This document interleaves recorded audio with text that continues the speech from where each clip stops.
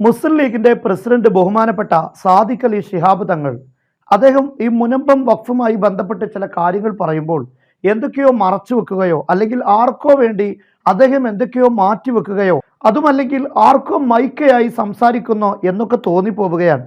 ഇപ്പോൾ ലീഗിന്റെ പരിപാടിക്ക് മുമ്പിൽ ധാരാളം പോസ്റ്ററുകൾ പ്രത്യക്ഷപ്പെട്ടിരിക്കുകയാണ്. വഖഫ് ഭൂമി വിഷയത്തിൽ കാരത്തോട്ട മുതലാളിയുടെ കുതന്ത്രങ്ങൾ സമസ്ത മുഷാവറ തിരിച്ചറിയുക. കാരത്തോട്ട് മുതലാളി എന്ന് പറഞ്ഞാൽ ആരാണ് എന്ന കാര്യം എല്ലാവർക്കും അറിയാം. ബഹുമാനപ്പെട്ട സാദിഖ് അലി ശിഹാബ് തങ്ങളെ കൂടെ പത്രസമ്മേളനത്തിന് തൊട്ടടുത്ത് വന്ന് ഇരിക്കുന്ന ആ വ്യക്തി തന്നെയാണ്. ഇനി നോക്കൂ, നിങ്ങൾ വഖഫ് സ്വത്ത് വെട്ടിപ്പിടിച്ചവർക്ക് മുട്ടുവിറച്ചേക്കാം, പക്ഷെ ആൺകുട്ടികൾ നിവർന്നു നിന്ന് നേര് പറയും. ആദർശ ബോധമുള്ളവർ അവർക്കൊപ്പം അണിനിരക്കും. ഇതൊക്കെ എന്താണ് സംഭവം? അതായത് മുട്ടുവിറക്കുന്നത് ആർക്കാണ്? ലീഗിന്റെ പരിപാടിക്ക് മുമ്പിൽ ഇങ്ങനെ ഒരു കാര്യം പറയുമ്പോൾ എന്താണതിൽ നിന്ന് ഈ കേരളത്തിലെ മുസ്ലിങ്ങൾ മനസ്സിലാക്കേണ്ടത്? ബഹുമാനപ്പെട്ട സാദിഖ് അലി ശിഹാബ് തങ്ങൾ പറഞ്ഞത് എല്ലാ മുസ്ലിം സംഘടനകളുടെയും കാഴ്ചപ്പാടാണ് ഞങ്ങൾ പറഞ്ഞിരിക്കുന്നത് എന്നാണ്. അതായത് സർക്കാർ തീരുമാനം എടുക്കട്ടെ, അത് അംഗീകരിക്കാം. എന്താണ് തങ്ങളെ, ഇങ്ങനെയാണോ ലീഗ് ഇത്രയും കാലം ഒരു നിലപാട് പറഞ്ഞിരുന്നത്? അതായത് സമുദായത്തെ ബാധിക്കുന്ന വളരെ പ്രധാനപ്പെട്ട ഒരു വിഷയമല്ലേ വഖഫ് എന്ന് പറയുന്നത്. താങ്കളാണെങ്കിൽ ഇപ്പോൾ ഒരുപാട് മഹല്ലുകളുടെ കാദിയുമാണ്. കാദിയായ താങ്കൾ ഇങ്ങനെയൊക്കെ പറയാൻ പറ്റുമോ? NRCയും അതൊരു CA ഒക്കെ വന്ന സമയത്ത് നമ്മൾ സർക്കാർ എന്താ തീരുമാനം എടുക്കുന്നത് അങ്ങനെ പോകട്ടെ എന്നല്ലല്ലോ പറയുന്നത്. നമുക്ക് ഈ വിഷയത്തിൽ ഇന്ത്യൻ ഭരണഘടനയും അതുപോലെ ഇവിടെയുള്ള സാഹചര്യങ്ങളൊക്കെ പഠിച്ച് നമുക്കിവിടെ ഒരു നിലപാട് പറയാനില്ലേ? അങ്ങനെയുള്ള നിലപാടിലേക്ക് സർക്കാർ വരണമെന്നല്ലേ നമ്മൾ പറയാറുള്ളത്. അതേ സമയത്ത് സർക്കാർ എന്ത് തീരുമാനം എടുത്താലും അംഗീകരിക്കാം എന്നിടത്തേക്ക് അത്രമാത്രം കമ്മ്യൂണിസ്റ്റ് പാർട്ടിയുമായി അല്ലെങ്കിൽ പിണറായി ഭക്തി നിങ്ങൾക്കും കൂടിയോ എന്നാണ് ഇപ്പൊ കേരളത്തിലെ ആളുകളൊക്കെ ചോദിച്ചുകൊണ്ടിരിക്കുന്നത്. അപ്പൊ ഇവിടെ എന്തോ ചില കാര്യങ്ങൾ മറച്ചു വെക്കുന്നുണ്ട്.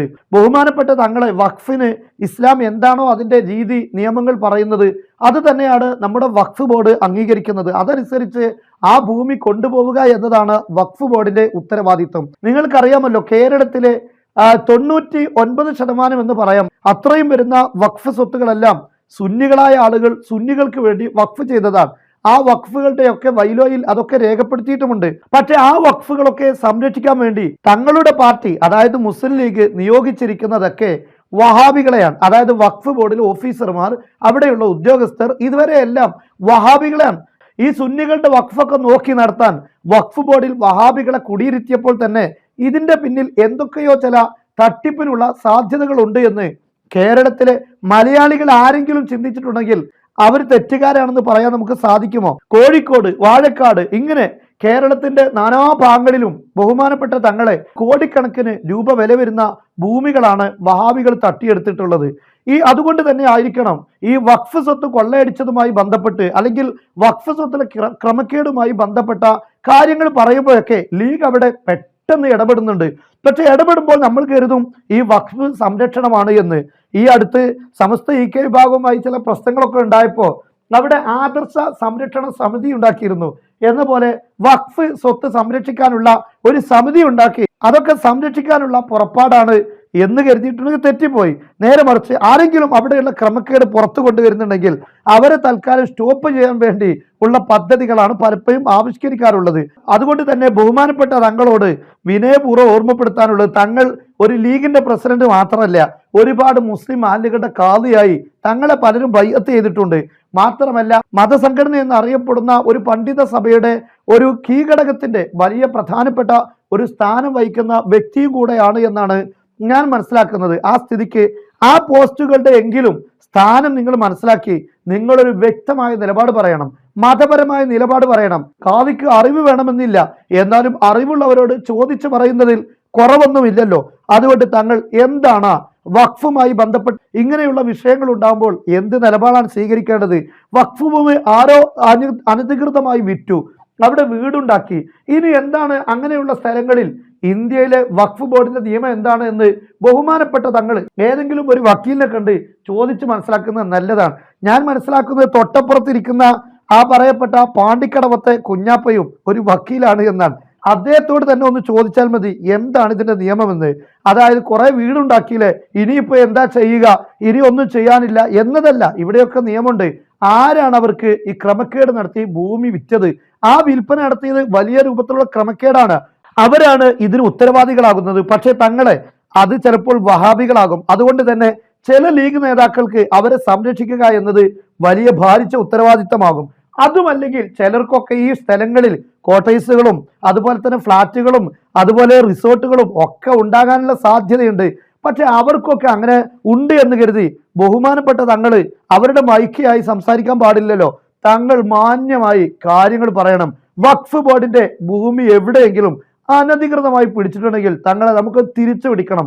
അതിനുവേണ്ടി ആ സ്ഥാനം തങ്ങൾ ഉപയോഗപ്പെടുത്തണം. തങ്ങൾ ആർക്കും വിധേയപ്പെടരുത്. അതുകൊണ്ടാണ് അങ്ങനെയുള്ള ചില വിധേയത്വം ഉണ്ടോ എന്ന് ആർക്കെങ്കിലും ഒക്കെ സംശയം വന്നിട്ടുണ്ടാകും. അതുകൊണ്ടാണ് ഇങ്ങനെയൊക്കെ പോസ്റ്ററുകൾ വന്നത്. അതുകൊണ്ട് ഷാജി പറഞ്ഞതും മുനീർ പറഞ്ഞതും ഇ.ടി. മുഹമ്മദ് ബഷീർ പറഞ്ഞതൊക്കെ അത് വഖഫ് സ്വത്താണ്. ആ വഖഫ് സ്വത്ത് അതിന്റെ നിയമപരമായി കൈകാര്യം ചെയ്യണം എന്ന് പറയുമ്പോൾ അവരോടൊന്നും മിണ്ടരുത്. ഇനി ഈ വിഷയത്തിൽ പരസ്യ പ്രസ്താവന ഇല്ല എന്ന് തങ്ങൾ ദയവ് ചെയ്ത് പറയരുത്. നേരെ മറിച്ച് പരസ്യ പ്രസ്താവന മാത്രമല്ല, പരസ്യമായി അത്തരം ക്രമക്കേടുകൾക്കെതിരെ സമരം നയിച്ച പാരമ്പര്യം മുസ്ലിം ലീഗിനുണ്ടല്ലോ തങ്ങളെ. അതുകൊണ്ട് ശക്തമായ സമരം തന്നെ ആകട്ടെ, ശക്തമായ പ്രതിഷേധമാകട്ടെ. സർക്കാർ ഇത് വഖഫ് ഭൂമിയാണ് എന്ന് കണ്ടെത്താനൊന്നുമില്ല. അതിൻ്റെയൊക്കെ ആധാരത്തിൽ തന്നെ ഈ കാര്യങ്ങൾ അങ്ങനെ തന്നെ രേഖപ്പെടുത്തി എന്നാണ് പറയപ്പെടുന്നത്. അതിൻ്റെയൊക്കെ ഫോട്ടോകൾ പോലും ഇപ്പോൾ പ്രചരിച്ചു കൊണ്ടിരിക്കുകയാണ്. അങ്ങനെയുള്ള ഘട്ടങ്ങളിൽ വഖഫ് ഭൂമി എങ്ങനെയാണ് കൈകാര്യം ചെയ്യേണ്ടതെങ്കിൽ ആ രൂപത്തിൽ തന്നെ കൈകാര്യം ചെയ്യണം. നമുക്കറിയാം, നമ്മുടെ നാട്ടിലൊക്കെ ഏതെങ്കിലും ഒരു ഭൂമി കൈമാറ്റം നടത്തിയാൽ വരെ വഖഫ് ബോർഡ് ഉദ്യോഗസ്ഥർ വന്ന് എന്തൊക്കെ ചൊറകളാണ് അവിടെ ഉണ്ടാക്കാറുള്ളത്. അവിടെ ഒന്നും വഖഫിന് ഒരു നഷ്ടവും ഉണ്ടായിട്ടുണ്ടാവുകയില്ല. എങ്കിൽ പോലും ചില ആവശ്യങ്ങൾക്ക് വേണ്ടി ചില കൈമാറ്റങ്ങൾ നടത്തിയാൽ പോലും വലിയ രൂപത്തിലുള്ള പ്രയാസങ്ങൾ വഖഫ് ബോർഡിന്റെ ഉദ്യോഗസ്ഥർ നിയമം മുന്നിലുണ്ടെന്ന് പറഞ്ഞ് അവിടെയൊക്കെ പല കാര്യങ്ങളും ചെയ്യാറുണ്ട്. എന്നാൽ ഈ കാര്യത്തിൽ ഒന്നും പറയാനില്ല എന്നാണ് ഞാൻ മനസ്സിലാക്കുന്നത്. വഖഫ് ചെയ്ത ഭൂമി ഒന്നാകെ വിറ്റ് കൊള്ളയടിച്ചിട്ടുണ്ടെങ്കിൽ കൊള്ളയടിച്ചവരിൽ നിന്ന് അത് തിരിച്ചു പിടിച്ച് ആ പാവപ്പെട്ട ആളുകൾക്ക് വീടുണ്ടാക്കി കൊടുക്കാനും അവരെ പുനരധിവസിപ്പിക്കാനുമുള്ള പദ്ധതികൾ ആവിഷ്കരിക്കണം. നമുക്കറിയാം, ഗ്രീൻഫീൽഡ് ഹൈവേ പോകുമ്പോൾ എത്ര ആളുകൾക്ക് വീട് നഷ്ടപ്പെട്ടു. പക്ഷെ ആരും പ്രതിഷേധിച്ചില്ല. കാരണം എന്താ? അവർക്കൊക്കെ അർഹമായത് കൊടുത്തപ്പോൾ അവരൊക്കെ തൃപ്തിപ്പെട്ടു.